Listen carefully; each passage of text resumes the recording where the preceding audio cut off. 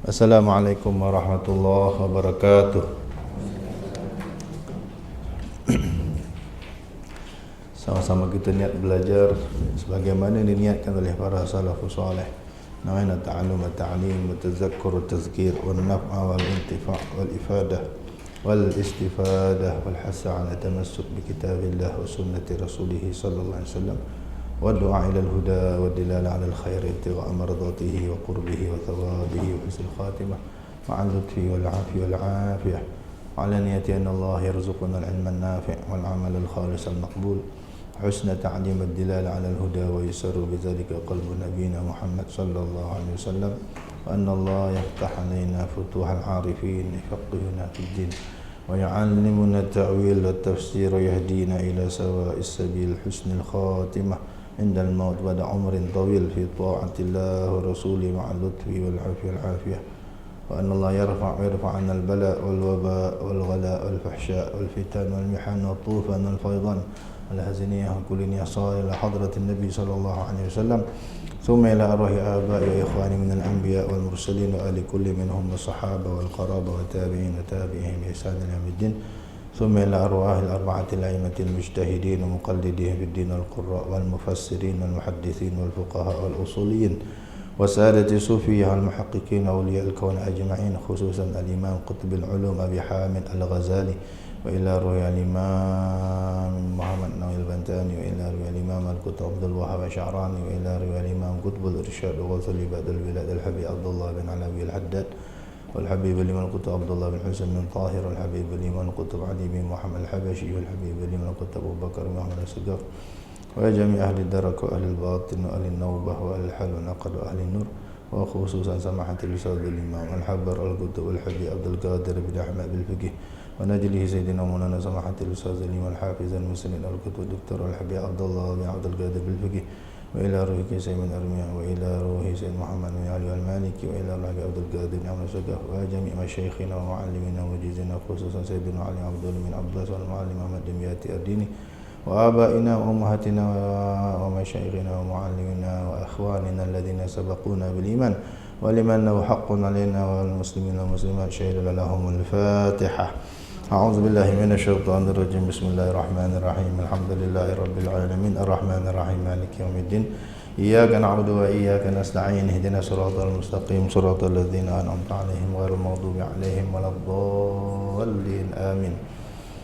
بسم الله الرحمن الرحيم. الحمد لله مقلب الأمور ومصرف الدهور والصلاة والسلام على سيدنا مولانا محمد بدر البدور وعلى آله وصحبه ذوي الفضل المشهور. أما بعد رب اشرح لي صدري ويسر لي أمري ورفع لي قدري واحلل عقدة من لساني يفقه قولي وسدد لساني واهد قلبي بحق سيدنا محمد صلى الله عليه وسلم. أما بعد فقال المصنف الإمام أبو حامد الغزالي رضي الله عنه وأرضاه ونفعنا به وبعلومه وبعلومنا وبعلوم سائر الصالحين في الدارين آمين. Ma ma'nahu, adab-adab yang ketujuh, ada adab masuk ke dalam masjid. Di dalam fiqh harian kita teman atau dalam kitab ini yang merupakan panduan manual untuk seharian kita, maka sebagai seorang salik, orang yang nak sampai kepada Allah, nak cepat naik pangkat di sisi Allah, dia kena selalu berjinak dengan masjid. Kita dengan orang Islam dengan masjid tak boleh pisah. Nabi SAW sampai Madinah, Nabi tak fikir pun mana isteri aku nak duduk kan, mana keluarga aku nak duduk, tak fikir pun. Apa yang Nabi fikir, macam mana umat Islam boleh disatukan. Maka yang menjadi visi utama Nabi SAW buat masjid. Maka terbinalah Masjid Quba, yang Nabi SAW sendiri ikut membinanya, ikut pikul batu, ikut angkat pasir dan sebagainya. Masyhur digalakkan kita supaya buat masjid. Ulama-ulama kita, salafus salih kita dulu, ramai yang kalau kita baca manaqib dia orang, sejarah dia orang, ramai yang telah disebut telah membina berbelas masjid, telah membina ratusan masjid. Allah, kita dengar, ya Allah, seronoknya. Kita berapa masjid kita bina? Satu pun tak ada rasanya kan. Tapi kadang-kadang mereka tu bila kita baca bukan orang kaya. Pelik. Ulama-ulama tu bukan orang kaya. Ada yang kaya, ada yang tidak. Tapi mana mereka boleh nasihat ke orang-orang kaya. Okey, kau duit banyak, kau punya duit makan tak habis. Agaknya lah kalau kita kan. Mereka boleh nasihatkan kawan-kawan ke murid-murid yang kaya.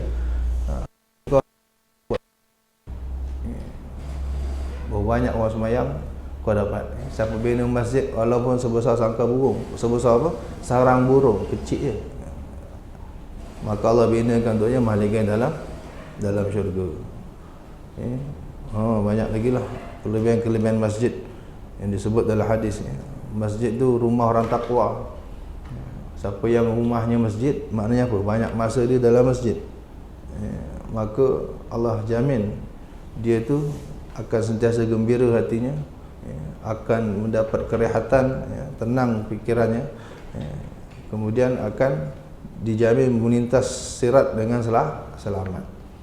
Sebab semua masjid yang pernah kita iktikaf di dalamnya, di akhirat Allah kumpulkan.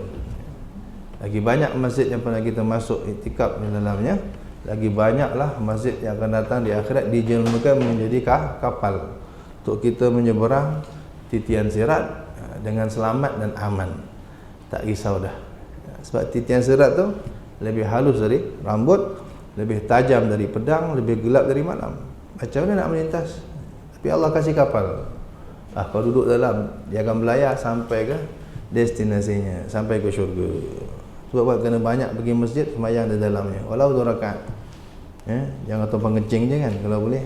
Sembahyang masuk depan kencing, duduklah, lepas tu sembahyang 2 rakaat, ayo berkat. Kalau rajin catatlah ni masjid ke 100 contohnya. Moga-moga Allah terima. Semua masjid tu akan didatangkan di akhirat sebagai dalam bentuk kapal, kenderaan untuk kita menyeberang sirat. Ini memang dalam seharian tak boleh lepas dari masjid. Mesti selalu duduk dalam masjid. Kita ni iktikaf dalam masjid saja, maka setiap nafas yang keluar masuk dapat pahala. Atau tidur sekalipun. Tapi dah niat iktikaf, dapat pahala yang banyak. Nafas saja kita hiruk sedut keluar masuk, 1 hasanah, 2 hasanah, 3 hasanah. Lagi lama duduk dalam masjid, lagi banyak pahala kita, asalkan kita jaga adab-adabnya. Ini yang disebut. Ramai orang suka ke masjid tetapi gagal dalam menghormati masjid. Akhirnya bukan dapat pahala, dapat dosa. Bukan naik maqam, langsung terus pecat, atau kata terus buang senarai, out of list daripada wali-wali Allah. Sebab dia tak reti nak muliakan apa yang Allah muliakan. Masjid sesuatu yang Allah muliakan. Masjid sesuatu yang Allah muliakan. Wa may yu'azzim sya'airallah fa innaha min taqwal qulub. Orang yang boleh hormat masjid, orang yang boleh jaga adab masjid, ini orang takwa, confirm dia wali. Allah sebut, siapa boleh hormat apa yang Allah hormat, ini tanda-tanda hatinya penuh takwa. Wali Allah. Dan memang ramai wali Allah, semua kita tengok, Masya Allah, mereka sangat hormat dengan masjid. Mereka tak nak pisah dengan masjid. Antara 7 golongan yang akan bernaung di bawah arsy Allah di akhirat, wa rajulun qalbuhu mu'allaqun bil masajid. Ada 7 golongan dalam hadis sebut kan, sab'atun yuzilluhumullah fi zillihi yauma la zilla illa zilluh. Banyaklah disebut kan, 7. Imam pemerintah yang adil, anak muda yang membesar, taat kepada Allah, bukan membesar dalam keadaan baik lah, ibadat, belajar agama sampailah ke tua. Kemudian apa? Rajulun qalbuhu mu'allaqun bil masajid. Satu orang yang hatinya selalu terpaut dengan masjid. Dia dah keluar masjid dah balik rumah, tak sabar-sabar bila nak ke masjid lagi. Yang keempat apa? 2 yang bertemu dan berpisah kerana Allah, berkawan atau tidak berkawan kerana Allah. Kemudian satu orang yang diajak berzina, dia mengatakan aku takut kepada Allah. Yang kelima, satu orang yang bersedekah dengan ikhlas, tangan kanannya sedekah, tangan kiri pun tak tahu. Dan yang terakhir, orang yang mengingat Allah seorang diri, berlinangan air matanya, ingat dosanya dan sebagainya. Ini 7 golongan yang akan duduk bawah arsy Allah. Allahumma ja'alna minhum. Tapi itulah, kalau masuk masjid sepatutnya jadi orang hebat. Selalu duduk masjid, selalu pergi masjid jadi orang hebat. Tapi kalau gagal menghormati etika, ada adab dalam masjid, lain jadinya tuan-tuan. Silap. Jadi orang biasa ataupun boleh masuk neraka. Ada benda-benda yang haram kita buat dalam masjid. Ada benda-benda yang makruh dibuat dalam masjid. Ada yang harus. Ini sedikit banyak disebut oleh Imam Al-Ghazali insya-Allah. Ada adab masuk ke dalam masjid. Pertama kita kena tandakan masjid ni syiar. Ini lambang benda yang Allah muliakan. Sayang hari ni tuan-tuan, tak tahu siapa yang mula buat sejadah tu mesti ada gambar masjid. Betul. Susah nak jadi sejadah yang tak ada gambar masjid. Kadang gambar Masjid Nabawi, kadang gambar Kaabah, Masjidil Haram. Habis Kaabah tu fungsinya apa? Dipijak. Diajar kita pijak ni. Walaupun ni gambar aja pun, tuan-tuan, gambar bapak tuan-tuan atau gambar mak tuan-tuan letak kat bawah. Betul suruh orang pijak. Sampai hati ke? Sampai tak gambar aja pun. Mak pergi je punya gambar, bapak kita punya gambar. Kalau orang pijak kita boleh terima. Habis rumah Allah orang pijak, gambar aja pun. Tak apa gambar. Itu sebab ramai kita gagal lainnya tuan-tuan. Banyak orang kita ni lambat naik makam di sisi Allah. Susah betul. Kita hina kita sendiri, menghinakan sesuatu yang Allah muliakan. Tapi itulah macam mana nak buat, nak viralkan benda ni supaya sudahlah beli sejadah yang ada gambar masjid. Carilah sejadah yang gambar corak saja ke. Yang sebaiknya sejadah ni plain. Sebaik-baik sejadah plain, plain. Tak ada corak langsung, putih je kalau boleh. Sebab makruh sebenarnya kita sembahyang kami memandang sesuatu yang bercorak atau sesuatu yang boleh menghilang fokus. Betul, Allahu Akbar. Dia tengok sejadah gambar Masjid Nabawi. Bila aku nak pergi umrah, alai, dah lain lah ceritanya. Tengok gambar pula, oh ni macam mek Turki ni, mahal ni. Kau bayar rumah orang kan, orang bagi sejadah tebal-tebal kan. Ini kawan-kawan 100 ni, lain pun. Dia hilang tumpuan. Sebaiknya kata Imam Ghazali, kamu sembahyang di atas kain putih ni. Orang kata apa? Tak ada apa-apa yang macam, kalau tengok kain putih tu macam ingat mati lagi baru, macam kain kapan. Real sembahyang kita boleh jadi. Sebaiknya. Sebab kat Melaka ni kampung hulu yang amal tradisi itu.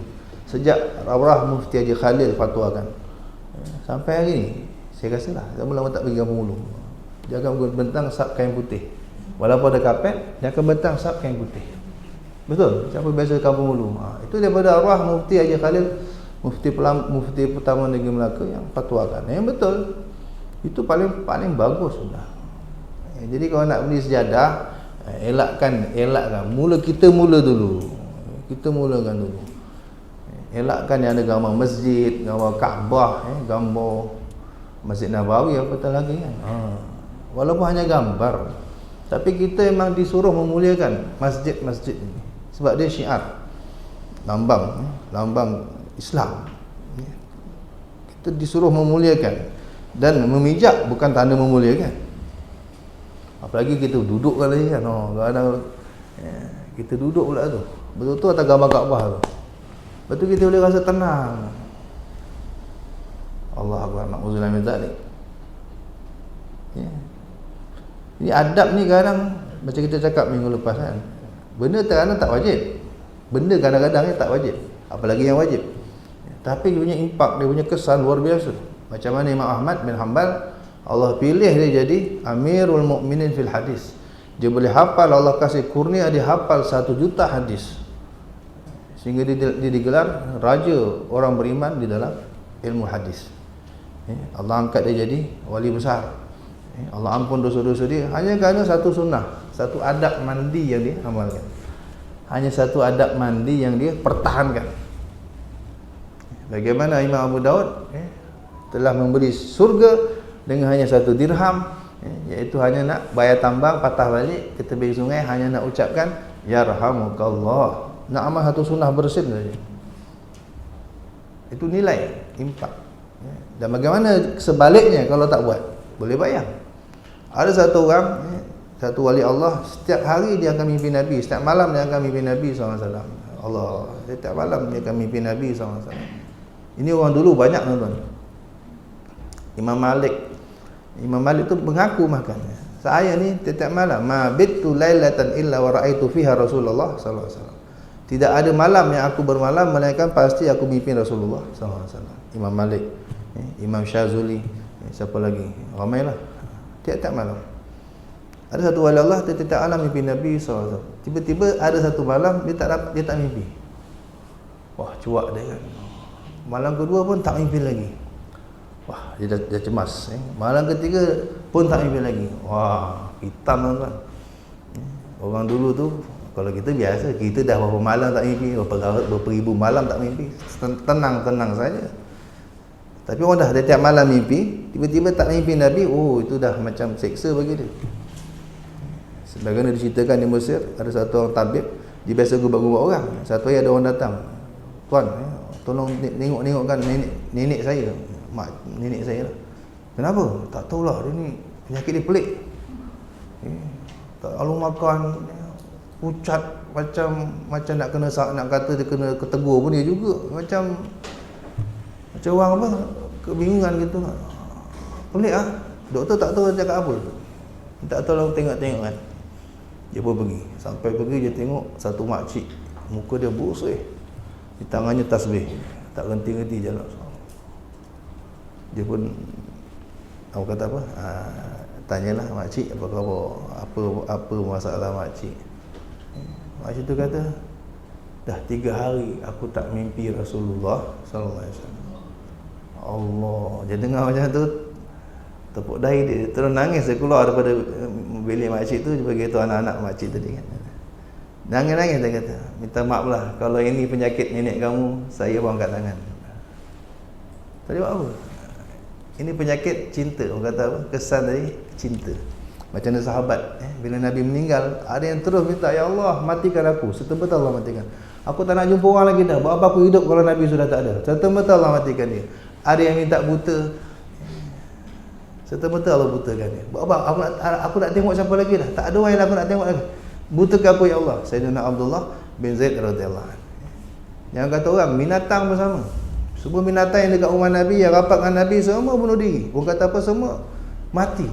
Mati kesedihan, mati kerinduan. Nabi ada satu unta, Ya'fur nama dia. Bukan unta apa? Keldai. Nabi selalu naik Ya'fur, keldai, kulu-kili naik keldai. Ya'fur ni antara keldai yang paling disayang Nabi SAW, yang paling rapat dengan Nabi SAW. Ada satu riwayat, walaupun ulama hadis mempertikaikan, ada ceritalah. Nabi tu kalau nak panggil sahabat, Nabi hantar Ya'fur je. Kau pergi rumah apa? Katalah kau pergi rumah Abu Bakar, cakap aku panggil kan. Ya'fur pergi lah. Dia keldai kan, bukan dia boleh cakap. Dia pun sondol pintu rumah sahabat. Dung. Sahabat keluar tengok, keldai Nabi ni. Tahu dah, Nabi panggil aku, saya siap dia. Mesranya Ya'fur, keldai bukan orang, dengan Nabi SAW. Nabi hari Nabi meninggal itu, dia naik, orang kata apa, naik minyak orang tu. Menjerit-jerit, lari keliling Madinah sampai jumpa satu pergi, terjun. Mati dalam pergi tu, sampai itulah kuburnya. Bunuh diri, binatang. Keldai Nabi bunuh diri, Nabi mati. Cinta punya kesan. Sayyidina Abu Bakar lah jangan cakap lah. Dia yang paling hancur hatinya dengan kematian Nabi SAW. Sayyidina Umar, Sayyidina Osman, Sayyidina Ali, semua. Kata sahabat, tak pernah dilihat Madinah sedahsyat itu, dengan bunyi teriakan histeris, teriakan histeria, hiruk pikuk, tangisan orang, semua orang menangis masa itu. Tak pernah dijumpa sejak Madinah wujud, kota Madinah di Abi Nabi SAW. Tak pernah terjumpa hari yang paling dahsyat, melainkan hari kewafatan Nabi SAW. Dan setahun kemudian berulang balik ketika Sayyidina Bilal datang ziarah Nabi SAW ketika mengumandangkan asyhadu anna Muhammadan Rasulullah. Jadi balik. Itu cinta. Dia kata macam ni, sampai 3 hari, aku dah 3 hari tak mimpi Nabi SAW. Sampai tak nak makan, tak nak minum. Unta Nabi juga begitu. Sebab Nabi meninggal, ada unta Nabi Qaswa namanya, tu tak nak makan sampai mati sebab tak makan. Dah tak lalu makan, unta tak lalu makan. Kata tabib tadi, aku angkat tangan lah. Tak bapak nak tanya, apa amalan nenek kau orang? Satu hari 15,000 solawat. Amalan dia satu hari 15,000 kali solawat. Hari-hari mimpi Nabi SAW. Baik, kembali pada cerita wali tadi. Ini satu hari ada tiap malam mimpi Nabi, tiba-tiba tak mimpi. Dia dah cuak. Alhamdulillah dia ada kawan yang juga sama hebat. Kawan ini pun dia tiap malam mimpi Nabi SAW. Dia pun jumpa kawan dia. Kau nanti malam kang kalau jumpa Nabi SAW, minta tanyakan kenapa tak datang pada aku. Tolong tanyakan ya. Okey. Jadi kawan dia pun insya-Allah lah malam mimpi Nabi. Dia kebetulan Nabi, ya Rasulullah, kawan saya tu si fulan ni tanya kenapa tuan tak jumpa dia. Sebagaimana biasa. Apa dia jawab Nabi SAW dalam mimpi kawannya? Di rumah dia ada satu mushaf. Ada Quran yang ditindih dengan kitab. Kita Quran kat rumah kita kat mana sekarang tuan-tuan? Mungkin ada buah katil, kita AC pergi celah sofa, anak-anak main ni kan. Kita AC kita kat mana sekarang? Di rumah dia, aku tak datang, aku tak mau datang rumah dia sebab apa? Di rumah dia ada mushaf. Ada satu mushaf dalam bilik sekian, di atas almari ada mushaf tapi ditindih oleh sesuatu. Kitab. Bukan kasut, kitab. Kitab, bayangkan, kitab dengan mushaf lebih kurang kan? Tapi tak sama. Mushaf ialah Quran. Quran mesti paling atas. Adab tuan-tuan. Kalau kita baca berita penuntut tu, kan? Berita penuntut hari apa sini? Siapa jawab? Dah banyak? Dah banyak? Ada jumpa tak bab tu? Adab meletak sesuatu di atas kitab kan? Tak dibenarkan meletak sesuatu di atas kitab sebaiknya, walaupun itu cuma spek. Kadang kita orang tua akan baca, kalau dengan ngaji dah kelat mata dia letak satu kan. Kadang dia letak apa, dia letak pensil ke apa ke,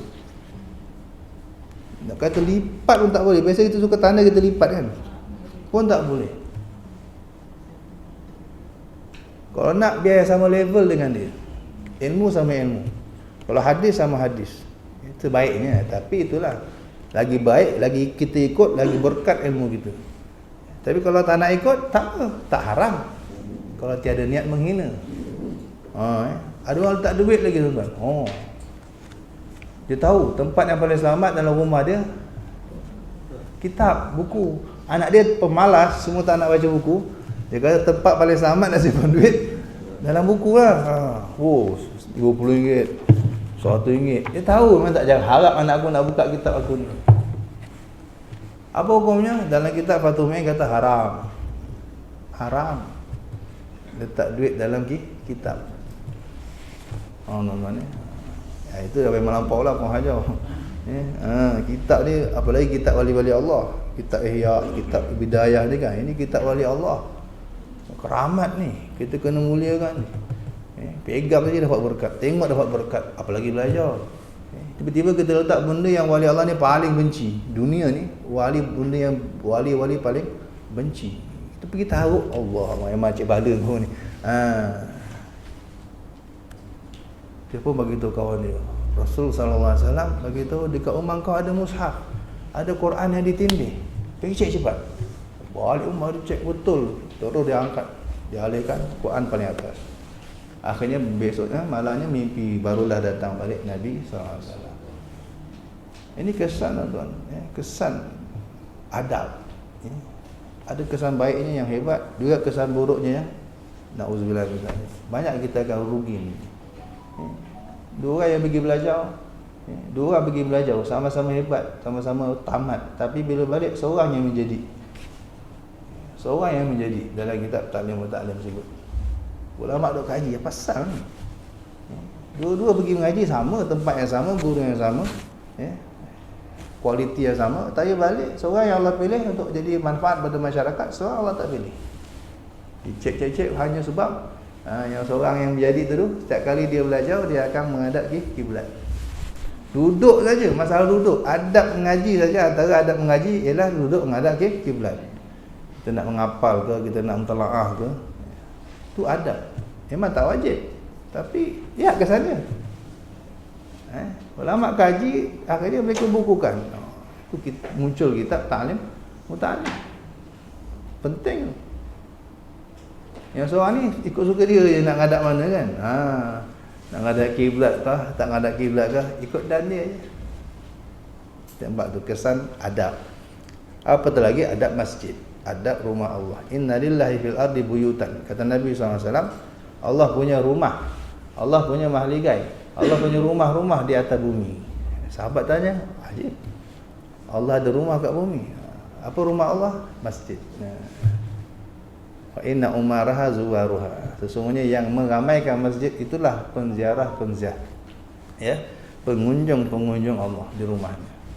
Wa haqqun 'alal mazur an yukrima zairahu. Wajib atas yang diziarahi untuk memuliakan orang yang ziarah dia. Allah wajibkan kita memuliakan orang ziarah kita, ya. Kita balik umrah, kita balik orang datang ziarah, tetamu lah kita katakan. Siapa nak ziarah kita, tetamu kita. Kita diwajibkan hormat tetamu. Wajib beri makan sampai kenyang, wajib beri minum sampai puas, ya. Kalau dia perlu tempat tinggal, tempat tidur, kita kena sediakan. Tu hak dia 3 hari. Lebih jadi sedekah. 3 hari lah wajib. Hak at-tiyafah salah satu ayam kata Nabi sallallahu alaihi wasallam. Melayan tetamu ni kewajiban kita 3 hari. Wajib. Hak dia tu. Siapa muliakan tetamu yang dia kenal seperti dia muliakan Rasulullah sallallahu alaihi wasallam. Dalam hadis sebut begitu. Siapa muliakan tetamu yang dia tak kenal, tak kenal siapa ni, tapi dia muliakan juga. Masya-Allah, bagi makan sedap-sedap, bagi minum cukup-cukup. Padahal tak kenal pun. Jadi biasa kita kenal je kan. Kalau tak kenal memang kita bergaya masak je confirm. Tak kenal. Tapi terbalik. Nabi SAW ajar asalkan tetamu kamu, ya kan, muliakan. Siapa yang kenal muliakan tetamu yang dia tak kenal seperti dia muliakan Allah. Siapa yang sampai sembelih binatang, sembelih kambing ke, sembelih ayam ke, sembelih itik ke, sembelih rusa ke, sembelih lembu apa lagi kan, untuk tetamu je. Orang datang, jajak, terus pergi dapur, tu pergi kandang.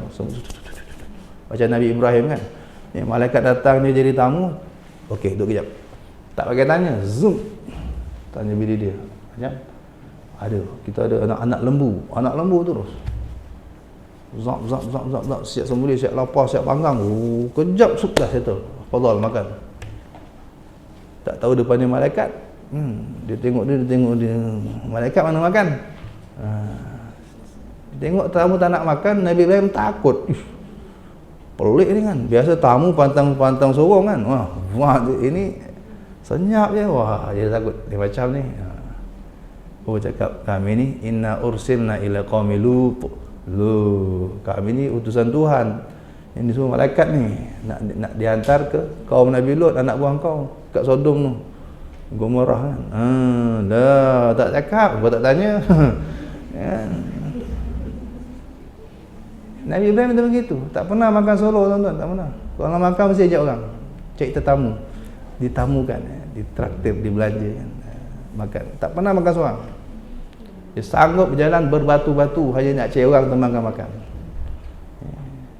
Allah faham sungguh kehebatan tamu. Siapa sembelih binatang untuk tetamunya, maka binatang itu akan jadi penebus dirinya dari api neraka, kata Nabi sallallahu alaihi wasallam.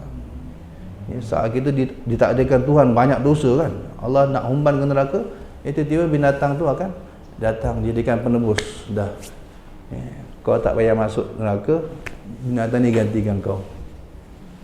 Umpama begitulah. Masya Allah, itu orang yang kita saja, makhluk ni saja disuruh muliakan pengunjung-pengunjungnya, apatah lagi Allah. Allah kata yang menjarak, yang memakmurkan masjid aku, rumahku, itu pengunjung aku, penziarah aku. Maka kata Nabi SAW, pasti Allah akan muliakan semua orang yang mengunjungi Allah di rumahnya. Maka orang yang kerap ke masjid itu pasti jadi orang mulia. Ya, kesimpulannya gitu. Kalau dia ikut adab. Kalau masuk rumah orang tak beradab, kau pijak sofa dia, kau hentak kursi dia, mana nak kena, ni mana kena halau lah. Ya. Allah juga begitu. Kalau biadab dalam rumah Allah, bukan malah naik maqam, malah akan terusir jauh daripada rahmat Allah. Ada setengah-setengahnya yang dapat dosa. Contohnya dia buat najis, dia bawa najis dalam masjid, kencing dalam masjid, junub duduk dalam masjid, haid duduk dalam masjid, apa lagi, macam-macam lah, apa lagi biasa kita buat. Kebanyakannya makruh lah, banyak yang kita buat makruh. Bisnes dalam masjid, cerita dunia dalam masjid, apa lagi yang biasa kita dengar orang buat kan, apa lagi, termasuk patah-patah jaring, dalam masjid, itu makruh. Kibas jadah panggang kuat, mak-mak lepas ikat apa, lepas buka apa telekong tu, wah bang kuat dia punya apa kibas, terkejut dia. Itu semua makruh. Mulut busuk masuk masjid, makan bawang putih, makan bawang merah, apa makan durian. Ada pula siap jamuan durian dalam masjid lagi, subhanallah. Itu semua tidak beradab. Nabi dah pesan dah, man akala thawm fala yaqrabanna masjidana hadza.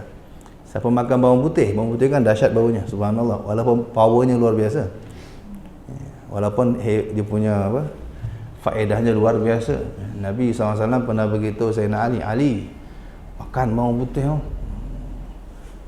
fa inna fihi sab'ina fa innahu shifaa'un min sab'ina da'an, kama qala Rasulullah SAW. Sebab dia penawar 70 penyakit.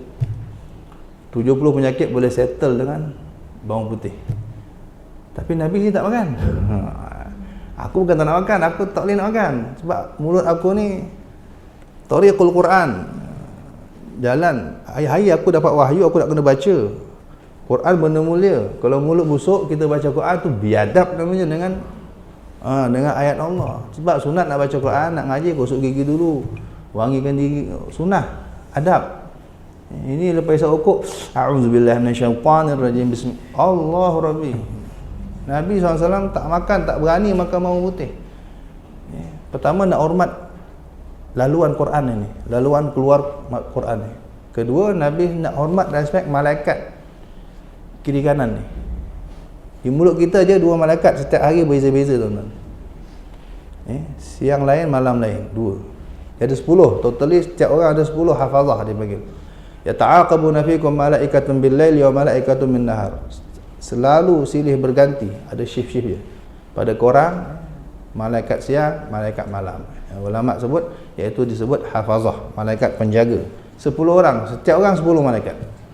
Antara 10 tu ada yang duduk 2 di mulut, kiri kanan mulut 2. Pada yang lain ada depan belakang kiri kanan. Nah, kalau mulut ni busuk, malaikat paling anti dengan bau busuk ni, paling tak suka. Dan malaikat suka bau wangi. Malaikat sangat suka bau wangi. Sebab antara sunat lepas kematian, kita siram kubur dengan air apa tu? Air mawar. Tujuannya biar kubur tu wangi, malaikat cari. Kita pun kalau semayang pakailah banyak wangi. Orang perempuan dalam rumah lah, nak buat semayang pakai banyak wangi. Apalagi depan suami. Orang lelaki ni bila-bila lah sentiasa berwangi, supaya kita didekati malaikat. Malaikat suka yang wangi-wangi, dan malaikat tak nak yang busuk-busuk. Bila bau busuk, je lari sejauh mungkin. Nabi nak respect malaikat, Nabi hormat malaikat Nabi, maka kita nak makan. Abu siapa tu? Nabi masa hijrah, Nabi SAW masa hijrah di Madinah, duduk rumah Abu Ayyub Al-Ansari. Satu malam Abu Ayyub Al-Ansari hidangkan makanan. Tiba biasa Nabi makan habis. Hari itu Nabi makan tak sentuh pun. Cuak Abu Ayyub, kenapa ni? Nabi tak sudi makan kah? Biasa makannya. Bila tanya kenapa tuan tak makan ya Rasulullah? Rupanya menu dalam tu kebetulan ada bawang putih. Minta maaf, aku tak makan benda ni. Aduh. Sejak itu kata Abu Ayyub, rumahku tak simpan lagi bawang putih. Sejak hari tu rumahku tak simpan lagi bawang putih. Ikan Nabi dan juga mengikut Nabi SAW. Tapi ingat bawang putih ni bagus.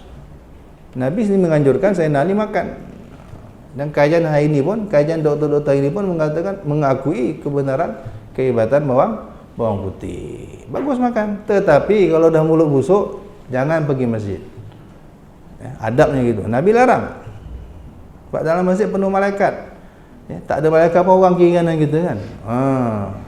Dia mengganggu orang, hukumnya boleh jadi haram. Jadi tak disunatkan ke masjid. Sembahyanglah kat rumah. Kalau tak hilang juga kan. dah puas gosok, puas supaya tak hilang juga, sembahyanglah kat rumah. Itu dibenarkan. Itu pentingnya adab, tuan-tuan. Apabila kau nak masuk ke dalam masjid, maka dahulukanlah adab pertama. Bila kau pertama kalau lihat masjid, dalam Al-Qaulul Badi', Al-Imam As-Sakhawi, Al-Hafiz As-Sakhawi sebut antara tempat-tempat yang sunat kita berselawat adalah, ada banyak tempat, berpuluh-puluh tempat yang kita disunatkan baca selawat. Antaranya ketika melihat masjid. Ya, ketika melihat masjid. Sambil jalan mana kita jalan tengok masjid, Allahumma salli ala Muhammad. Antara tempat yang disunatkan kita berselawat adalah ketika melihat masjid. Tengok masjidnya ingat Nabi SAW, Allahumma salli ala sayyidina Muhammad. Tengok masjid ingat Nabi SAW, Allahumma salli ala sayyidina Muhammad. Inilah benda yang paling menjadi keutamaan bagi Nabi SAW. Rumah dia pun tak buat lagi, masjid dah buat tu. Jadi ingat Nabi, Masya Allah, hebatnya Nabi punya pandangan tentang masjid. Ingat Nabi, ingat masjid, nampak masjid, ingat Nabi SAW. Belum lagi kata Syekh Sya'rawi, Syekh Sya'rawi, Mutawali Sya'rawi Mesir itu kan, pernah dia katakan,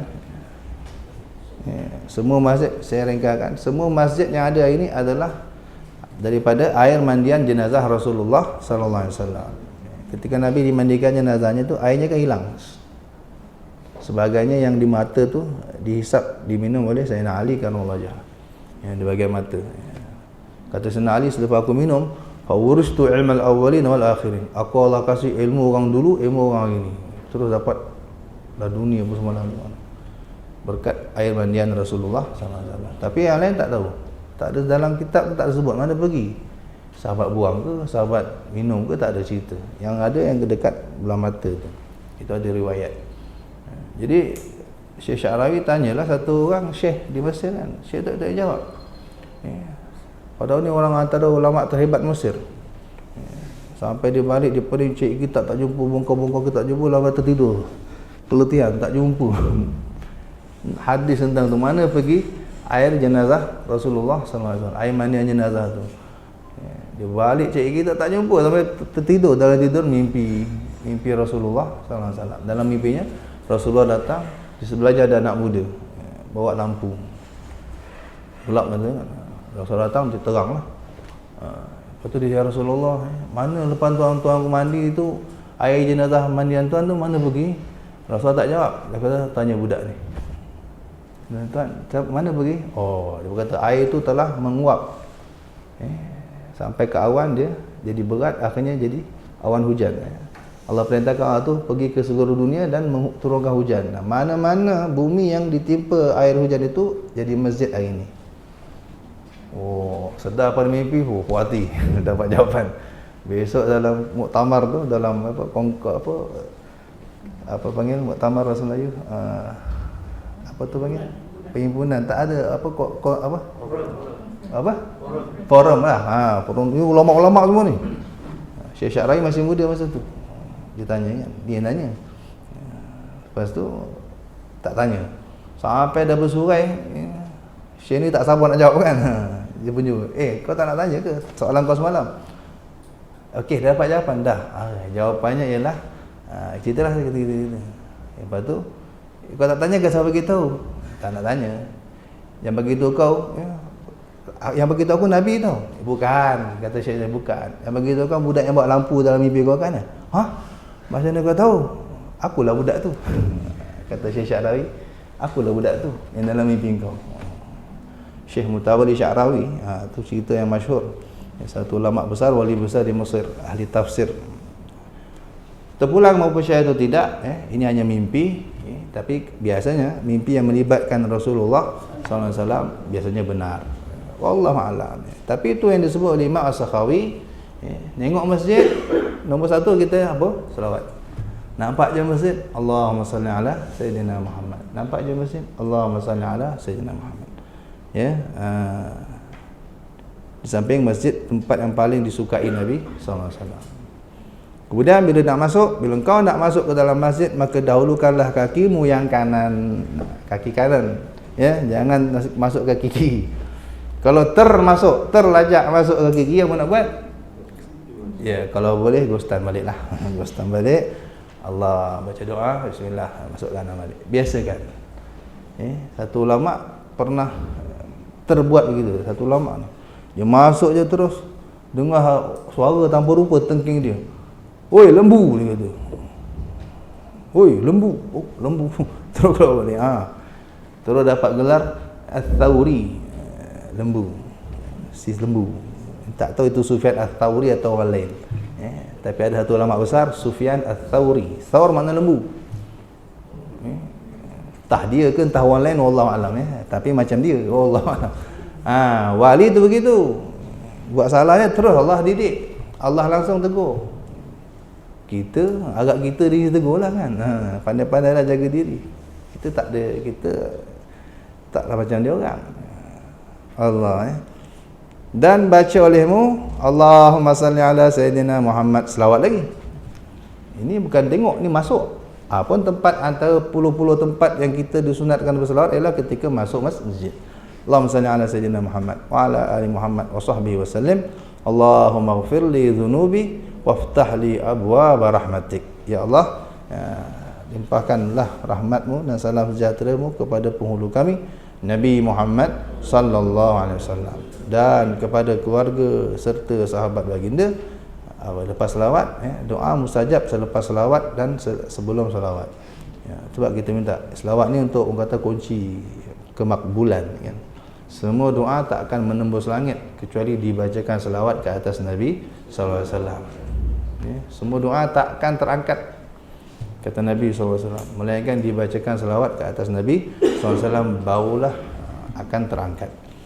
Apalagi sebelum doa kita selawat dan selepas doa kita selawat, lagilah makbul insya-Allah. Ketika kita ada jaminan doa makbul, apa kita minta? Allahumma ghfirli, ya Allah ampunkan dosa-dosaku, zunubi, dan waftahli abwaaba rahmatik, bukakan bagiku pintu rahmatmu. Apabila engkau melihat di dalam masjid orang yang menjual sesuatu, dia buka produk, dia buka table pula atas masjid, dalam masjid tu, bukan kat luar masjid, dalam masjid. Kalau boleh luar pagar masjid lah, kalau nak berniaga pun luar pagar masjid sebaiknya. Sebab kalau dalam pagar masjid itu bahasa dia khilaf, ada yang mengatakan itu masjid. Apalagi yang kita tahu memang itu termasuk wakaf masjid. Kadang orang wakaf tanah 1 ekar, yang buat masjid suka ekar je. Dia wakaf satu ekar untuk masjid. Tapi mana ada masjid 1 ekar? Ada kot, Masjid Al-Azim tu kot. Lebih tu berapa ekar tu? Masjid Al-Azim tu ada seekar? Lebih kot. Lebih. Seekar. Lebih mau 2-3 ekar. Katalah dia ada tanah 10 ekar kan.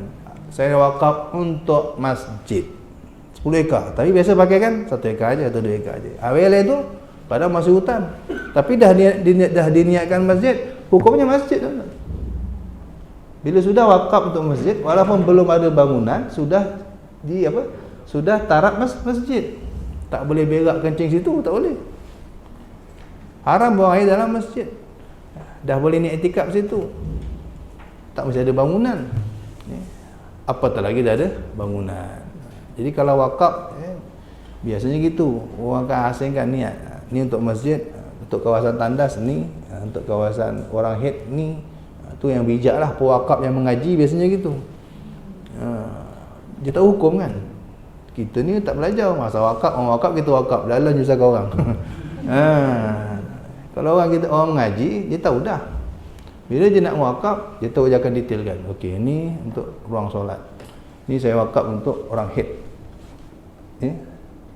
Tak semua masjid menjadikan ruang untuk wanita haid. Tak semua tu. Beberapa masjid ni ada yang dipikirkan untuk wanita haid. Kan? Kadang tengah-tengah sembahyang dia datang, pun nak lagi mana? Lagilah ke kawasan yang dikhaskan untuk wanita haid. Mana itu bukan masjid. Tapi walaupun bercantum macam kat Mekah tu, Masjidil Haram dengan tempat sa'i itu. Tempat sa'i itu bukan masjid walaupun bangunan bercantum. Tak, itu tak masjid. Nilainya bukan masjid. Pewakafan hanya sampai Masjidil Haram. Wanita yang sedang haid mereka akan lari lepak di mas'ah, tempat orang sa'i itu. Ajak ke tepi ambil. Jadi gitu sepatutnya. Ni untuk saya wakaf untuk tandas, ya. Ni untuk parking contohnya. Senang kita, jelas. Jadi kalau saya wakaf untuk masjid semua, jadi semua masjid tu. Hati-hati. Gua nak ibadat ni berilmu dulu, belajar dulu. Berwakaf semangat, tapi pernah tak belajar bab wakaf? Tak pernah pun. Berapa rukun-rukun wakaf? Tak tahu pun. Mesti ada pewakaf, penerima wakaf, benda yang diwakafkan. Kemudian jenis-jenis wakaf apa? Wakaf khas, wakaf umum. Kemudian wakaf untuk dia ke? Kemudian kalau dia mati, kepada siapa pula? Kena terang, jelas. Macam-macam tuan-tuan kalau kita buka dalam kitab fiqah tu, fiqah muamalat tu, bab wakaf. Rupanya banyak yang kita buat salah. Ini tak sampai.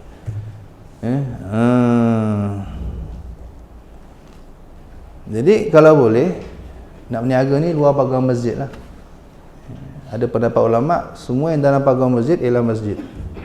Ada yang kata tak, yang bangunan sajalah, atau yang dah diwakafkan untuk solat sajalah, tak termasuk tandas, tak termasuk macam-macam lah. Benda tu fiqah ni macam-macam. Biar kita ambil jalan selamat. Yang paling selamat luar pagar tu bukan masjid lah, confirm biasanya. Jalan umum kan, nak berniaga tu pergi jalan tu. Kalau boleh lah. Tapi itulah, kita bila tak tahu, cek jalan selamat luar. Sebab bila kau melihat di dalam masjid orang yang menjual sesuatu, jual produk, maka kata olehmu, disuruh Nabi yang penyayang, Nabi SAW yang pemurah, suka doakan baik-baik untuk orang. Bab ni Nabi tak kompromi, sorry, kau biadab kau. Ini masjid. Dalam Quran sebut fi buyutin adzinallahu an turfa'a wa yuzkara fi hasmuhu. Rumah Allah hanya izinkan disebut nama dia. Wa yusabbihu lahu fiha, bertasbih untuk dia. Rijalun la tulhihim tijaratun wala bai'un an dzikrillah. Tiba-tiba pula kau duk sibuk produk kau. Nabi suruh doakan, bukan doa baik, apa doa dia? Mudah-mudahan Allah tidak beri keuntungan pada perniagaanmu, biar terlongkok kau punya berniaga. Gitu. Dalam hadis ni arahan Nabi sallallahu alaihi wasallam. Nabi suruh doakan, kau nampak orang jual barang dalam masjid, kau doakan, la arbahallahu tijaratak. Kalau bahasa Arabnya, la arbahallahu tijaratak. La arbahallahu tijaratak. Pergi jumpa dia, la arbahal, berani. Semoga Allah tidak tidak memberi keuntungan pada perniagaan. Dia bankrupt tu. Doakan keburukan tu.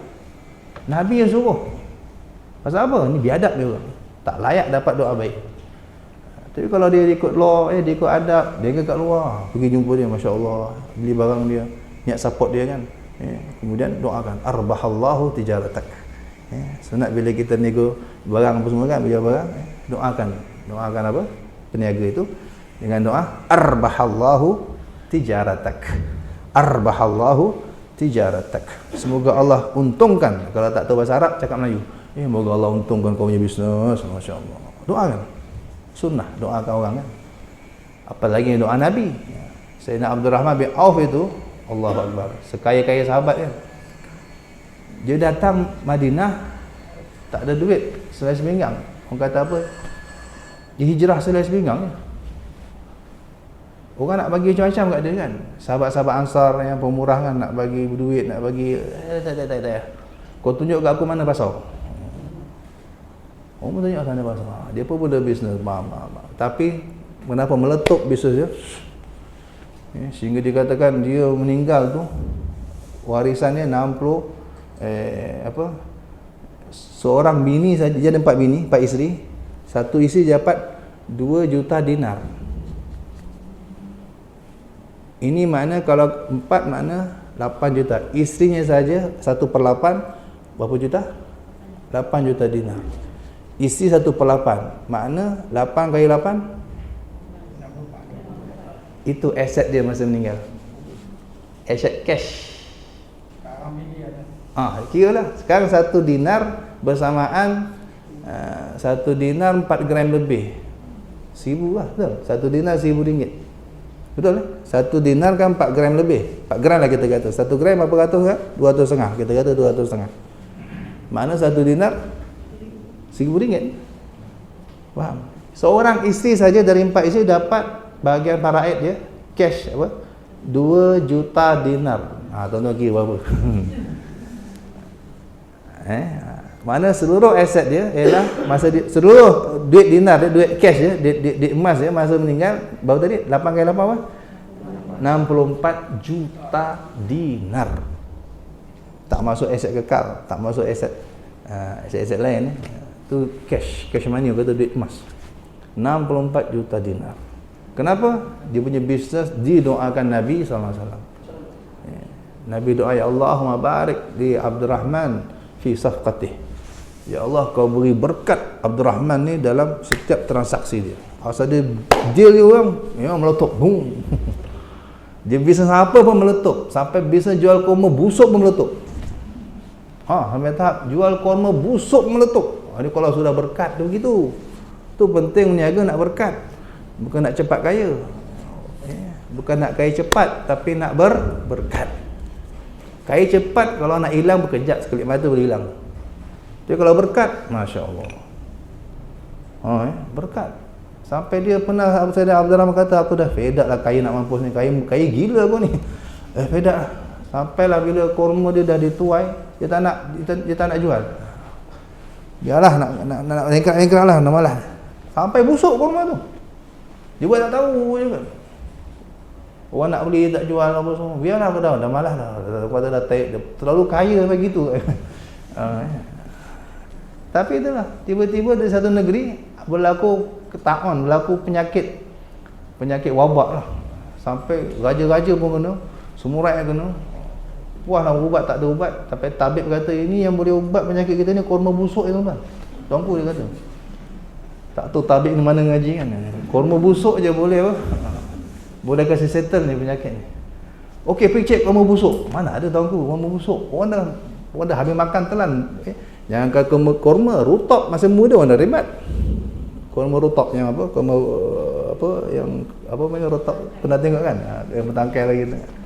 Muda-muda orang dah ribat. Nak tunggu dia tua pun dah gila. Ini yang busuk tak ada stoknya. Kau pergi cari apa jadi pun. Waduh. Tak tahu lah dia hantar grup WhatsApp mana masa tu kan. Dapatlah khabar di Madinah ada juragan kurma, ada apa tokek kurma yang memang kurmanya sedang membusuk. Tak tahu berapa tan tu. Terus utusan raja datang. Terus deal. Abdul Rahman, kau nak jual tak kurma busuk kau? Kurma busuk kau nak? Iya. Tak ada berapa kurma busuk. Kau ambil free je lah. Tak payah jual, kau ambil je. Tak ada. Bila dia rapor ke raja kata, kau gila ke? Aku raja, mana makan free? Raja pun ada maruah dia juga kan.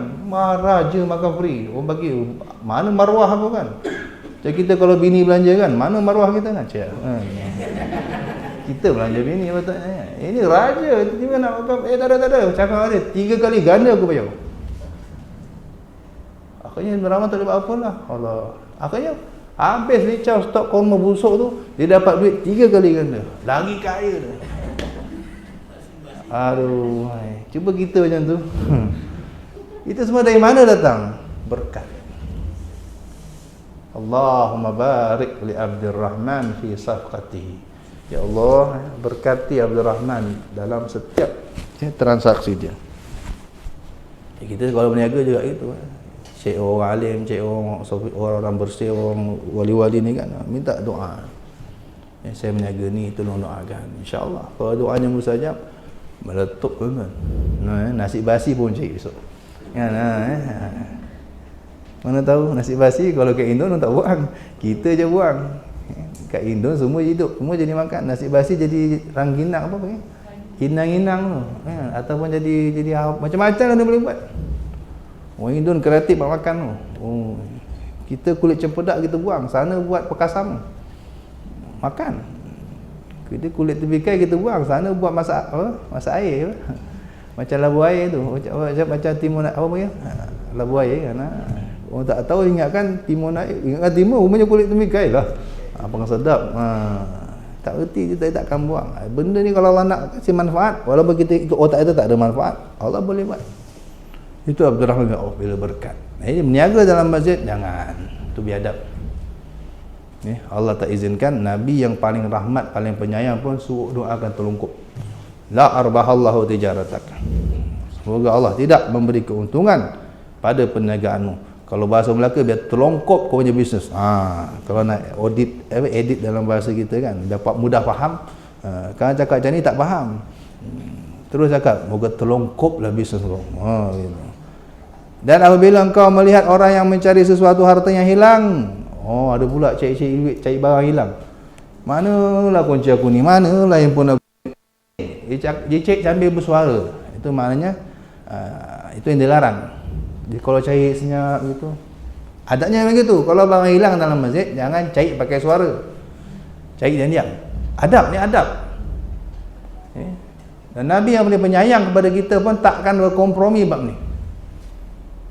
Kalau kamu jumpa dia kata, kamu nampak orang cari barang yang hilang, harta hilang, kata olehmu, makna dengan suara, dalam kurungan dengan suara. Dia kecoh lah, kata kepo lah, kata kan.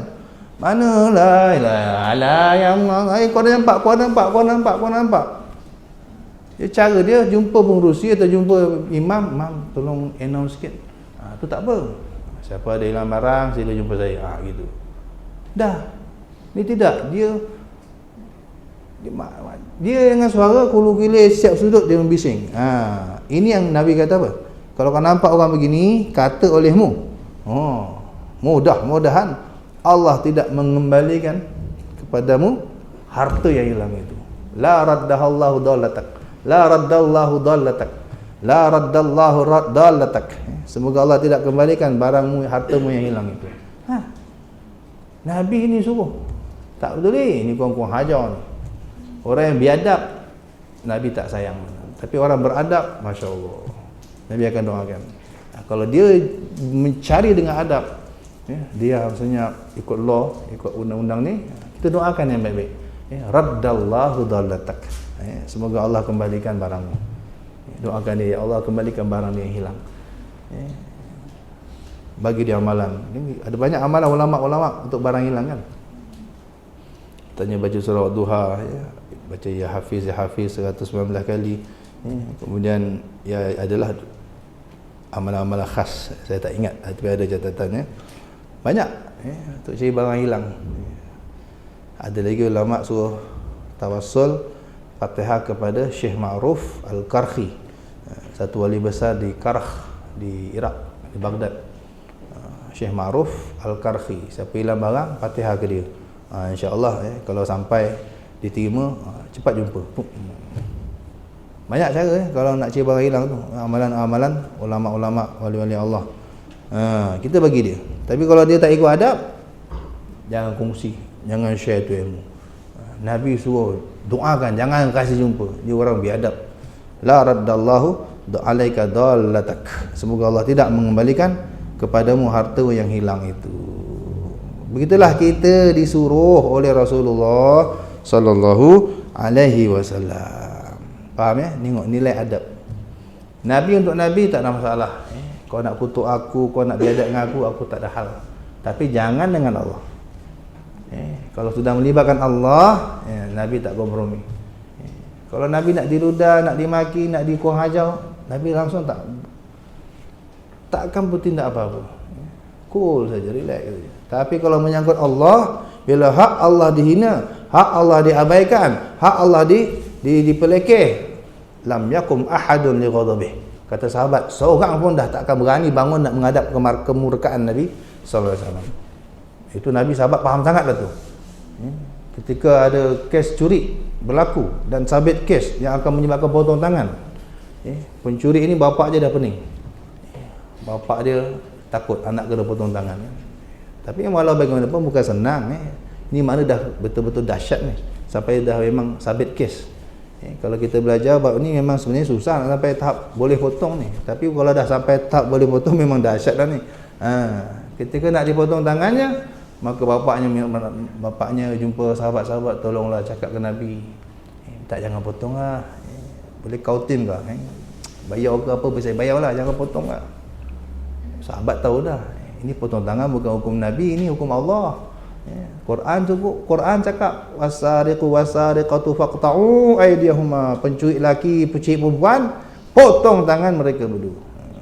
Jazaa'an bima kasaba nakalan minallah wallahu azizun hakim. Ini bukan hukum Nabi, ini hukum Tuhan. Tak berani kami nak cakap. Semua tak berani, semua tahu dah. Oh, jangan nak nego-nego dengan Nabi bab ni. Tapi bapaknya merayu juga, tolonglah. Ni orang kaya. Saya sanggup bayar berapa je. Asal jangan potong tangan anak saya.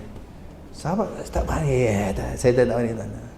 Tapi cubalah try tu. Cucu kesayangan Nabi siapa? Usamah bin Zaid. Cucu angkat Usamah, anak angkat Zaid bin Harisah. Anak angkat Nabi SAW. Punya anak Usamah bin Zaid bin Harisah. Ini kesayangan Nabi SAW. Mungkin dia boleh close dengan Nabi, boleh bincang. Dia pun jumpa Usamah. Usamah, tolong cakapkan ke Nabi. Okey, Usamah anak muda, budak muda lagi, tak kenal Nabi sangat kan. Dia ingat dia pun pergi jumpa Nabi. Ya Rasulullah, ni pak cik yang anak dia curi main tu, yang nak kena potong tangan ni, dia jumpa saya, dia minta tolong. Yang bagus. Ini perbuatan baik. Orang minta tolong kita untuk sampaikan hajat kepada orang besar, itu bagus. Besar pahalanya. Contoh kita rapat dengan CM, kita rapat dengan Tun, kita rapat dengan Raja. Tiba-tiba ada orang ada hajat dengan mereka-mereka ni, dan dia memang tak ada kabel nak pergi sana, tapi dia tahu kita orang memang hari-hari breakfast kan dengan Raja kan, tak tolong sampaikan hajat saya. Itu besar pahala tu, menyampaikan hajat orang bawah kepada orang atas dengan peradaran kita. Itu besar pahala menolong begitu. Sama macam Allah, dia ingat dia boleh recommend. Terus merah padam muka Nabi SAW. Merah padam muka Nabi SAW. Kau nak ubah Quran? Atashfa'u fi haddin min hududillah ya Usamah. Berani kau nak tolong orang, kau nak ubah-ubah satu hudud daripada hudud yang datang dari Allah langsung. Terkejut Sayyidina Usamah. Gigil. Dia orang main takut Nabi kalau dah marah. Kalau Nabi kalau dah marah, siapa tak berani bangun, angkat muka tak berani. Cukup takut. Dia takut bala datang. Jangan main. Nabi kalau dah marah, takut bala. Kekasih Allah kalau sudah murka, bala. Allah yang akan takut bala cash tu. Taubat minta ampun terus. Tak berani. Nabi kata apa? Inilah masalahnya. Daripada dulu lagi zaman Bani Israel. Bila anak orang kaya je buat hal, semua settle dengan duit. Tapi bila anak orang miskin, semua potong tangan. Semua hukum. Tapi cerita balik, flashback. Inilah sebab kebinasaan orang dulu ni, Bani Israel. Asal anak orang kaya je, semua settle dengan duit. Semua lepas. Sebab dia kaya. Dia mangsawan. Tapi kalau anak orang susah, marhain, haram tak ada. Taubat sahabat, jangan main. Nabi tu begitu. Janganlah janganlah kau cuit hak Allah. Murka je, tak ada siapa berani adab. Sallallahu alaihi wasallam. Termasuk ini contohnya kan. Biadab dengan rumah Allah, biadab dengan masjid. Nabi suruh doakan, tolong kau doakan, jangan jumpa. Apabila kau masuk ke dalam masjid, maka jangan kau duduk sehingga kau sembahyang dulu 2 rakaat. Ada lagi satu. Antara adab. Jangan kau duduk. Memang tak wajib, tuan-tuan. Memang tidak wajib. Tapi Allah, ini perintah Nabi sudah. Apabila masuk salah seorang kamu ke dalam masjid, janganlah dia duduk, melainkan dia sembahyang 2 rakaat. Tak kisahlah 2 rakaat tu fardu sekalipun. Tak kisahlah. Kalau kita malas nak sunat, tunggulah qamat di. Biasanya kan malas nak sembahyang, punya malas nak sembahyang kan. Padahal qamat 5 minit lagi tahu dan ni sunat. Tapi punya malas nak sembahyang, tak apalah. Duduk pacak diri. Jangan duduk. Kan terus sembahyang fardu sekali arung. 2 in 1. Boleh, tak ada masalah. Sampai tahap tu. Kalau duduk juga memang biadab. Tak tahu nak doa apa ni. Tak tahu nak doa apa dah ni kan. Apa nak doa. Jadi begitu. Sampai ulama kata, kalaulah kamu memang kena duduk juga, tak ada masa atau memang kena duduk juga, denda kan, tetap kena denda. Apa denda dia? Tasbih kafarah. Subhanallah, alhamdulillah, wa la ilaha illallah, wallahu akbar 4 kali. Sebaiknya tambah wala haula wala quwata illa billahil aliyyil azim. Ataupun cukup subhanallah, alhamdulillah, wa la ilaha illallah, wallahu akbar 4 kali. Tetap itu insya-Allah lah kuranglah sikit dia punya biadab dia tu. Kan? Buat dah bayar denda. Kan? Daripada dah letak sembahyang, dah letak tak ikut protokol, tak ikut SOP. Lepas tu tak bayar denda pula, lagi biadab.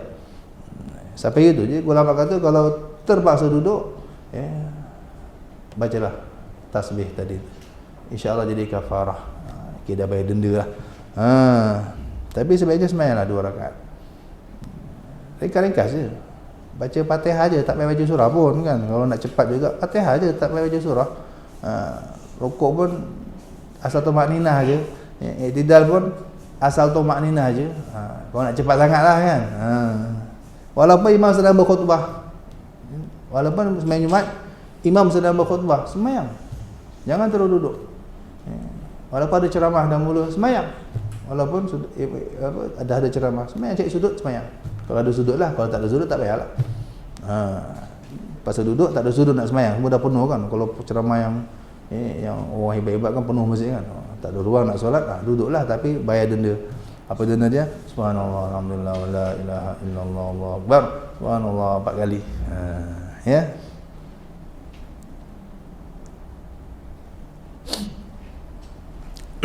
Apabila kau masuk dalam masjid, jangan kau duduk sehingga kau sembahyang dulu 2 rakaat tahiyatul masjid. Buat ringkas ataupun boleh gabung dengan apa-apa solat.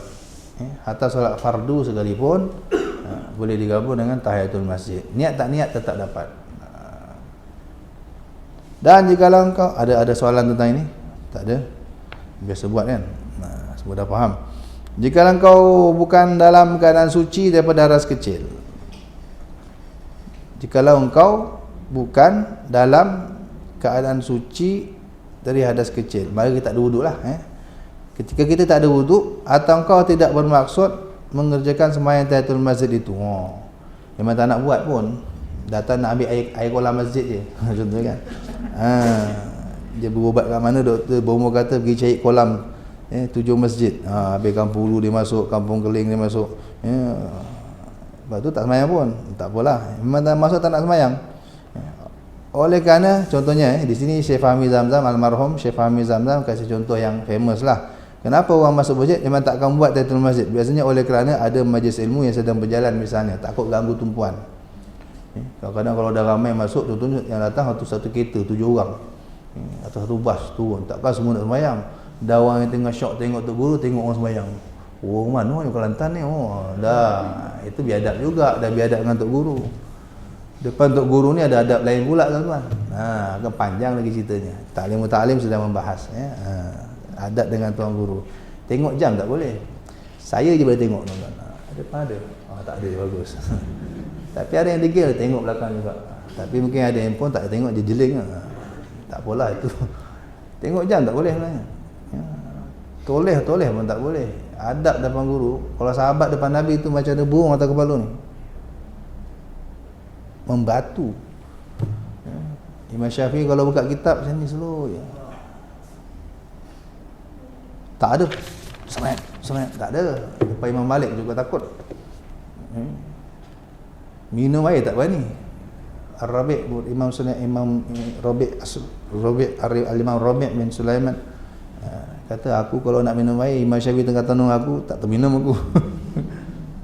Tak terminum, Tuan Guru tengah tenung, nak minum air tak jadi. Dahsyat orang dulu kan, adab luar biasa. Sebab Allah berkat ilmu mereka sampai ini dah lebih 1000 tahun nama disebut-sebut lagi. Harum, wangi, seantero dunia nama mereka kan. Berkat, kata belajar bukan nak cepat, nak berkat. Ya, sampai dah 1000 tahun orang masih sebut lagi nama dia. Orang masih ambil ilmu dia. Allahu Akbar. Radhiyallahu anhum wa nafa'ana bihim. Jikalau kau bukan dalam keadaan suci, kalau kita memang tak ada wudu, dan memang tak nak buat sembahyang tahiyatul masjid, contoh ada majlis ilmu yang sedang berjalan, maka cukuplah kau membaca al-baqiyatus salihat. Al-baqiyatus salihat. Dalam surah Kahfi ada sebut ni. Al-mal wal banuna zinatul hayatid dunya wal baqiyatus salihatu khairun inda rabbika thawaban wa khairun uqba. Amala wa khairun amala. Allah sebut al-baqiyatus salihat, benda-benda yang kekal, yang elok-elok ni, yang bagus-bagus ni, huwa khairun, itu yang terbaik. Huwa khairun amala, yang paling terbaik untuk kita jadikan harapan. Sebab inilah orang kata apa, saving akhirat. Inilah saving, ngomongnya apa, kanz, apa, kunuz, apa, simpanan kecemasan, atau simpanan bukan hari tua, simpanan apa, simpanan akhirat lah orang katakan, saving akhirat. Nabi SAW bila Isra Mi'raj jumpa Nabi Ibrahim bagi nasihat apa? Ya Muhammad, tanah surga ni banyak kosong lagi ni, lapang kosong ni. Tanah apa, wa inna ghirasaha, apa, tanaman ya, atau kita kata ya pokok-pokok ya, tanaman lah, landscape lah. Kalau kita buat rumah kan takkan nak kosong kan, nak tanam tu tanam ni kan. Landscape syurga ni, nak buat landscape syurga apa dia? Subhanallah walhamdulillah wala ilaha illallah wallahu akbar. Sekali siapa-siapa baca, umatmu baca ini, satu pokok Allah tumbuhkan dalam syurga. Baca lagi, satu pokok lagi. Maksudnya apa? Takkan pokok kita kat syurga kita tak masuk. Siapa yang dah ada tanah, dia dah tanam pokok kelapa, dia dah tanam pokok. Memang dia nak buat rumah lah tu. Tu isyarat, maknanya siapa yang suka baca al-baqiyatus salihat, tasbih tadi tu, subhanallah alhamdulillah wala ilaha illallah akbar, insya-Allah calon-calon penghuni syurga. Sebab dia punya estate tanah syurga. Kalau hari dia baca berapa ratus kan? 4 kali dah 4 batang. Kalau 10 kali dah 40 batang. Besok jadi estate no. Kita ada real estate, kita ada estate dalam bukan getah, tak tahu pokok apa, pokok syurga ni macam-macam. Tak tahu pokok apa, tapi dahsyatlah kan pokok syurga. Kalau purba saja itu dah luar biasa, apalagi pokok-pokok lain. Ni ada, setiap pokok di dunia ni akan ada di dalam syurga. Setiap buah yang ada di dunia kita akan jumpa di syurga, tapi lain rasa dia. Lain rupa dia. Lain sifat dia. Wajanal jannatai nidan. Tak payah nak ambil galah jolok kan. Tinggal petik gitu saja. Rendah, Allah rendahkan. Sekali makan lain rasa. Sekali konggis, lain lagi rasa. Lagi sedap. Wajib. Buah. Petik satu buah terus keluar balik. Makan. Petik tumbuh balik. Ajaib. Kullama ruziqu minha min samaratin rizqa qalu hadha alladhi ruziqna min qabl wa utu bihi mutasyabiha. Baca itu kan, itu cerita buah dalam syurga. Min samaratin rizqa. Setiap kali mereka tengok buah dalam syurga, dia kata ini kat dunia dulu ada ni. Wa utu bihi mutasyabiha, serupa je, tapi bila makan lain rasa. Ajib. Petik tumbuh. Allahu akbar. Allahumma ja'alna minhum. Jadi kalau kamu memang tak nak buat tahiyatul masjid, mesti bayar denda. Ulama sebut bayar kafarah, iaitu bacalah al-baqiyatus salihat. Benda-benda yang akan kekal. Kita baca kat sini, dia punya saving kekal sampai akhirat, sampai terus Allah hantar pergi syurga, masuk saving terus. Kekal lah kat sana.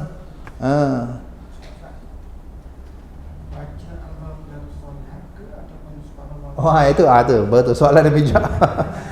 Jangan luruh bendul baca orang baca teks. Tuan dua, puan dua. Orang baca teks kan. Tuan dua, puan dua. Maksudnya apa? Tuan-tuan nama. Buat agak-agak kalau Jepun. Baca doa ini tiga kali. Subhanallah 3 kali, 4 kali, 3 kali. Baca 3 kali betul. Subhanallah. Baqiyatus, bukan al-baqiyatus salihat, bukan mana itu istilah al-baqiyatus salihat dalam Quran ada. Ini perkataan dari Quran, ditafsirkan apakah al-baqiyatus salihat, makna dia benda perkara yang kekal dan bagus. Dalam tafsir maksud al-baqiyatus salihat itu ialah tasbih tadi tu, ucapan subhanallah walhamdulillah wala ilaha illallah wallahu akbar. Nasib baik tuan tanya. Mungkin ada orang bacalah al-baqiyatus salihat 3 kali, dia pun al-baqiyatus salihat, al-baqiyatus salihat, al-baqiyatus kacau. Terima kasih. Saya pun tak terfikir. Ini istilah Al-baqi tersebut dalam kurungan iaitu ucapan subhanallah alhamdulillah wa la ilaha illallah wallahu akbar. Di sini 3 kali, ada riwayat 4 kali. Ikutlah, nak lagi banyak 4 pahala kan. Dan mengikut pendapat ni ada. Sebagai mengikut pendapat sebagai ulama 4 kali. 3 boleh, 4 boleh. Ada 2 riwayat. Dan ada pula yang berpendapat hendaklah dibaca 3 kali bagi orang yang tidak ada air semayang, dan sekali saja bagi orang yang ada air semayang. Pun ada juga pendapat begitu. Siapa tak ada wuduk, baca 3 kali. Tapi sebaiknya duduk dalam masjid, sebaiknya lah adab sebaiknya duduk dalam masjid, duduk tempat baik, adalah wuduk. Tak elok kita kotor-kotor, walaupun kotor hadas kecil, ada besar memang tak boleh lah. Junub, haid tu ada besar, nifas semua tak boleh, memang tak boleh. Tapi hadas kecil masih boleh duduk dalam masjid. Cuma kalau nak buang angin sekalipun, checkpoint lain lah, pergi keluar kejap kan. Kalau boleh tahan dulu, pergi buang kat luar.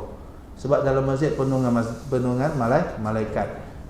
Malaikat tak boleh dengar, tak boleh tahu benda tu, tak boleh cium apa tu. Itu hormatnya, hormat malaikat, nanti malaikat akan hormat kita. Kalau kita respect malaikat, malaikat akan respect kita, dijaga kita. Itu kadang-kadang kita selalu jumpa keajaiban. Nak lintas jalan ni tiba-tiba macam orang tolak. Betul-betul lori lantu, Allahu Akbar. Rupanya malaikat tolak kita kan. Kita jaga dia, jaga kita. Kita respect dia respect kita. Kalau kita tak hormat dia, dia lantak engkau lah. Dia tak nak jaga kita dah.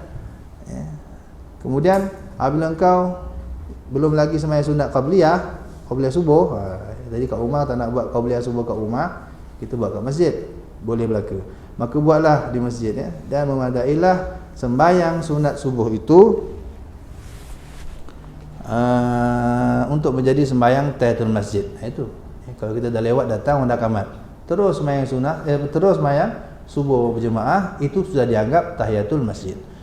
Tahiyatul masjid tak mesti sembahyang sunat, dia boleh masuk dalam sembahyang fardu. Diniatkan atau tidak niatkan tetap dapat pahala tahiyatul masjid.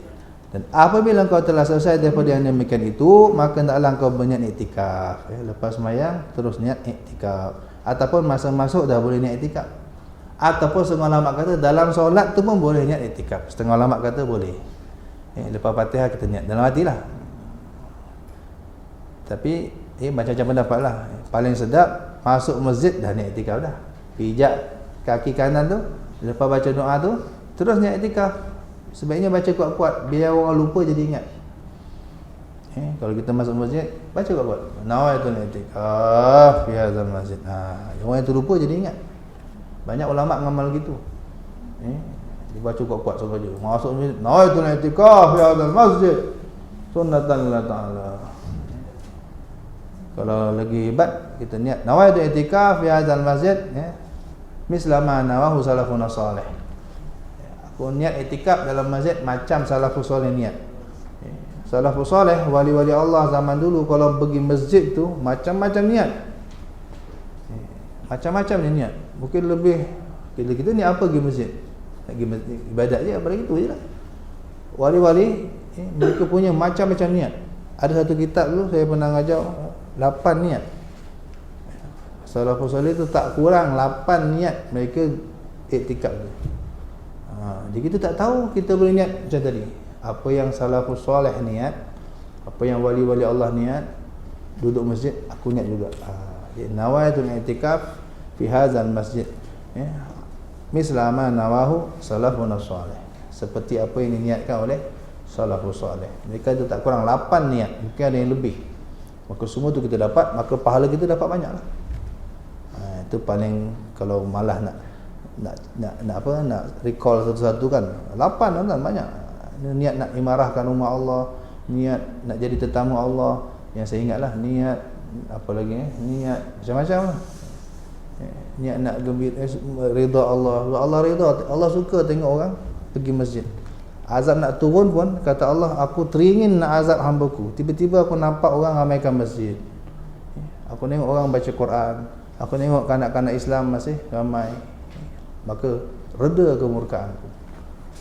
Jadi kita niat pergi masjid tu niat tolakkan bala untuk orang tu. Aku ramaikan masjid ni, kau orang kena terima kasih kat aku. Sebab akulah bala tak hilang. Bala Allah tak ada turun. Bila masjid ramai, bala tak ada turun. Tapi kalau masjid kosong, standby je lah. Jadi kita niat memakmurkan tu, antaranya niat nak tolak bala, niat selamatkan orang. Besar bala tu. Niat selamatkan orang tadi, bala musibah kan, besar bala. Tu kita tak tahu, kita tak pandai niat. Orang tak pandai ikut orang pandai je lah. Ya Allah, apa yang salafus soleh, ya, orang-orang dulu niat yang bagus-bagus, aku niat juga ya Allah. Ataupun selepas semayang. Ini ada 3 lah, sama ada masuk dan niat pada semayang sunat. Dalam semayang pun boleh niat menurut sebagian ulama, ya.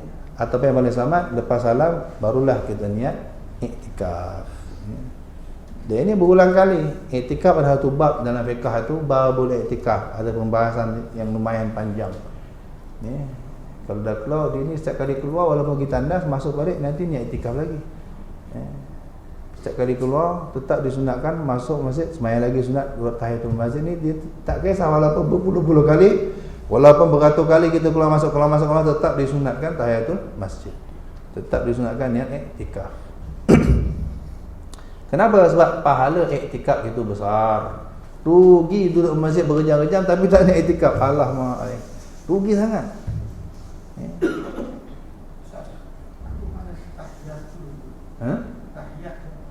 Penghormatan. Tahiyat makna penghormatan. Tahiyatul masjid makna penghormatan untuk masjid. Kita masuk istana ada protokol dia. Masuk rumah Allah lagi lah, ada protokol dia. Protokol wajib, bukan wajib, protokol yang sangat dituntut itu dari itu apa? Jangan duduk menunaikan 2 rakaat terlebih dahulu. Iktikaf makna apa? Duduk. Iktikaf itu makna menahan diri dalam masjid, ya. Tahan diri kita dalam masjid. Paling kurang iktikaf ni mesti satu tamakninah, apa tu? Lebih sikit dari tamakninah. 1 saat, tu sah. Kalau kita masuk masjid tak sampai 1 saat, tak ada niat iktikaf lah. Tak tahu macam mana satu masjid gitu.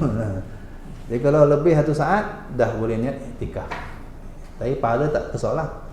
Sebaiknya iktikaf tu 1 hari. 1 hari iktikaf di masjid, Allah jauhkan dari neraka 3 parit kan. 1 parit jaraknya apa itu?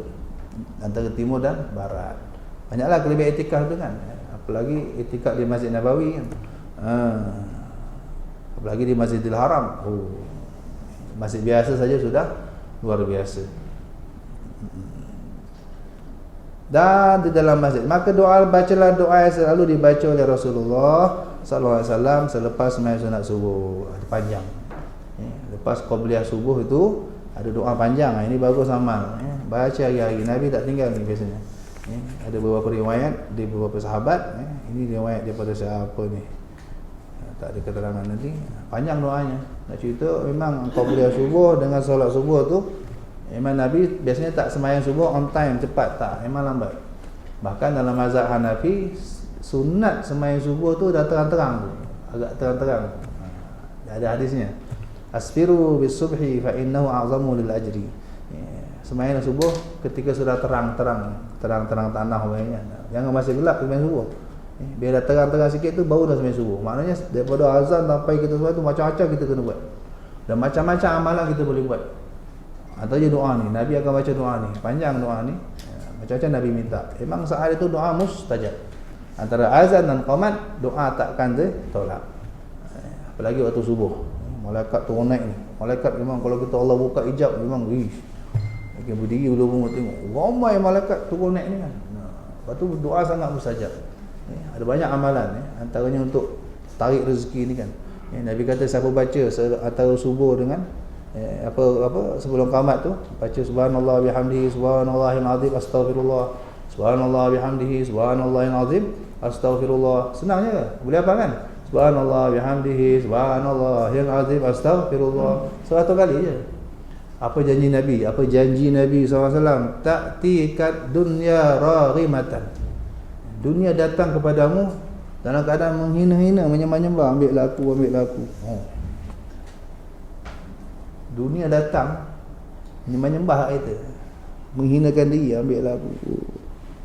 Umpama agaknya lah kan, orang paksa kita ambil duit. Orang paksa kita ambil harta kan. Tak payah, ambil lah. Begitu. Simple je amalan tu kan. Tapi berapa orang yang nak amal? Kalau tak boleh sebelum subuh, selepas subuh. Itu untuk taklukkan dunia. Dunia jaga tak baik cahaya, kata dia datang cek kita. Orang berniaga bagus amal kan. Tak berniaga pun kan. Dia kita tak pening lah. Kita biar fokus mengaji je kan. Bab duit Allah tahu. Kita tak nak pun dia ambil lah. Aduh. Kita Nabi SAW dah ajar semua. InsyaAllah akan kita baca pada kuliah akan datang apa yang diminta oleh Nabi SAW selepas qabliyah subuh, sebelum solat subuh. Moga Allah beri faham, kekuatan kita dapat amal dan kita dapat sampaikan, sebar-sebarkan insya-Allah. Mesti Allah pilih kita jadi orang yang beradab, orang yang hamba Allah yang beradab di dalam masjid dengan segala yang diwajibkan, yang dimuliakan oleh Allah Subhanahu wa taala. Amin ya rabbal alamin. Bisiril Fatihah. A'udzu billahi minasyaitonir rajim. Bismillahirrahmanirrahim. Alhamdulillahirabbil alamin. Arrahmanir rahim. Maliki yaumiddin.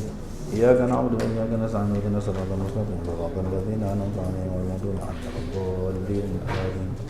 Subhanakallahumma wa bihamdika asyhadu an la ilaha illa anta astaghfiruka wa atubu ilaik. Tak ada soalan Clear. Alhamdulillah. Tak ada soalan, seronok saya sebab tuan faham.